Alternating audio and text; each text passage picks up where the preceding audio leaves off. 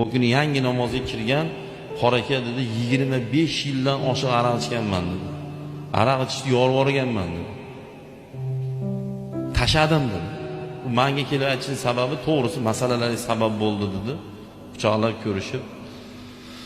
Lekin to'g'risi deydi, noto'g'rimi, to'g'rimi, menga shuni xulosa qilib bering, qora aka, men sizga shuni aytkim kerak. Ichim yonyapti. Ha, nimaga yonyapti desam, endi namozni boshlaganman deydi, aroqni tashadim deydi, namozda sajdada ishonsiz yig'layman deydi. Aniq ko'rinib turibdi, akada publika yo'q. Samimiy gapiryapti. Birinchi safga kiraman, erta kiraman, o'tiraman, bir kun chiqaysam deydi, miyig'ida kulib deydi. Ha, siz boylarning safiga o'tirmoqsiz. Dedi deydi.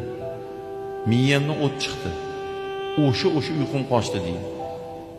Masjidda ham boy, kambag'al, zodagon, o'rtacha, rabochiy, direktor, shu yerda ham shunday gap bormikin dedim.